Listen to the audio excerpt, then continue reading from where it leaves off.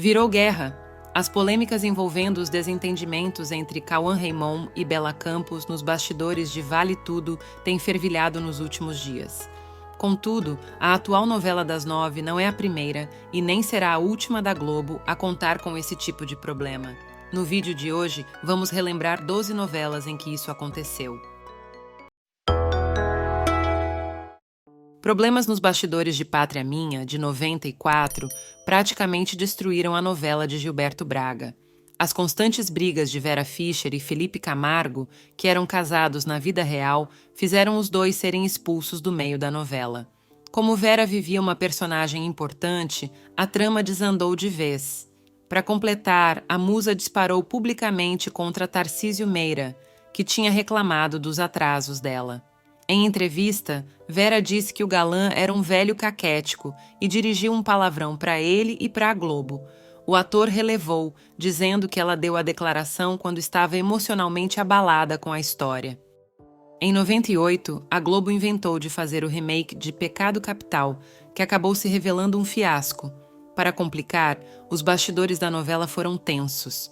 Carolina Ferraz, que vivia a protagonista Lucinha, simplesmente se recusou a beijar Francisco Cuoco em cena. De acordo com a Folha de São Paulo, ela supostamente teria declarado que sentiria nojo do ator. A Globo foi obrigada a criar uma nova personagem, vivida por Vera Fischer, para ficar com o empresário.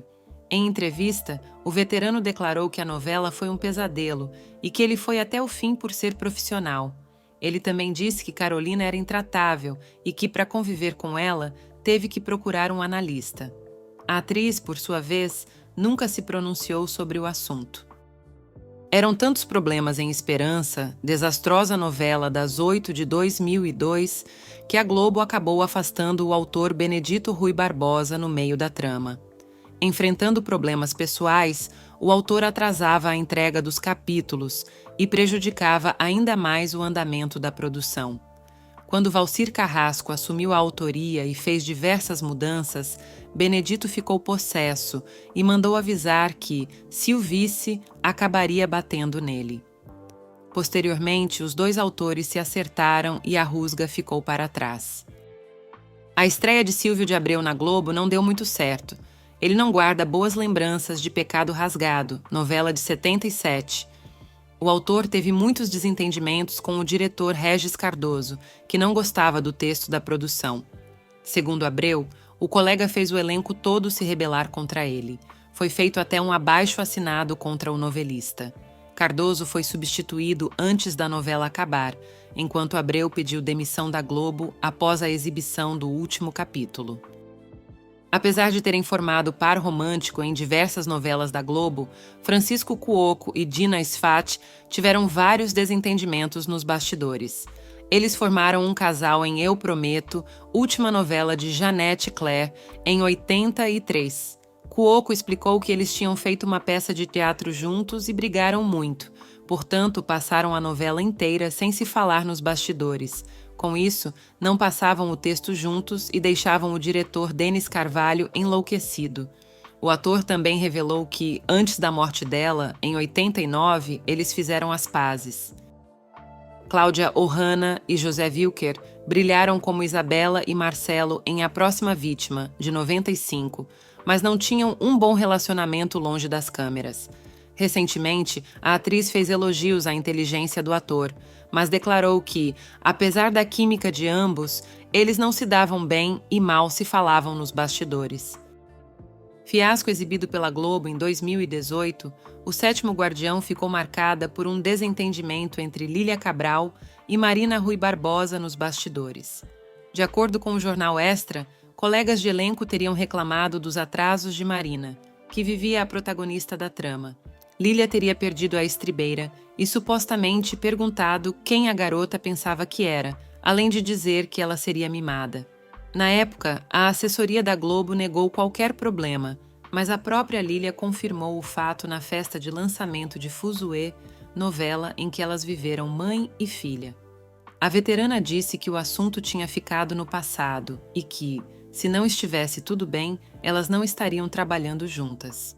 Ao longo da trama, Marina também teria se desentendido com outro colega, José Loreto. Atrizes que protagonizaram 4x4 em 94, Elizabeth Savala e Betty Lago, também tiveram desentendimentos nos bastidores. A informação foi confirmada recentemente por Cristiana Oliveira, que também estrelou a trama. Na época da novela, o jornal O Globo chegou a abordar o assunto, dizendo que existia um clima de Guerra Fria na gravação das cenas. Savala, inclusive, declarou para a revista Contigo que sua personagem em 4x4 não existiu e que o autor Carlos Lombardi só dava bons papéis para os jovens. Ela jurou que nunca mais trabalharia com ele, o que acabou cumprindo. O autor não se pronunciou. O clima esquentou entre Paulo Gorgulho e Lúcia Veríssimo em Despedida de Solteiro, novela de 92. Apesar do casal que interpretavam ser querido pelo público, os dois não se davam bem nos bastidores. Em entrevista, Lúcia confirmou as divergências, dizendo que os santos dos dois não se cruzaram desde o início da produção.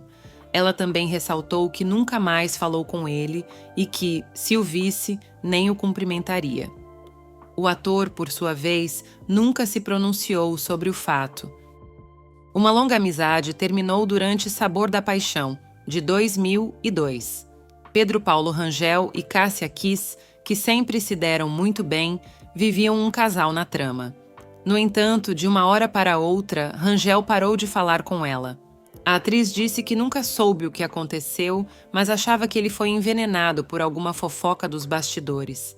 Cássia ainda declarou que um dia gostaria de se acertar com o astro, mesmo quando eles fossem velhinhos, mas isso não foi possível, pois Rangel morreu em 2022. Grazi Massafera sofreu quando estreou nas novelas, em Páginas da Vida, em 2006. A atriz revelou que era motivo de chacota e que foi humilhada por outros artistas do elenco, sem citar nomes. Ela disse que, em sua primeira cena de choro, uma colega ficou atrás da câmera sussurrando que ela não ia conseguir. A musa ainda declarou que atores faziam pouco caso das cenas que tinham com ela, dizendo que não queriam contracenar com uma ex-participante do BBB e que falavam olhando para a parede. Ela completou dizendo que esconderam um estojo de maquiagem em sua bolsa para que fosse acusada de roubo e que encontrou um boneco de voodoo em seu carro.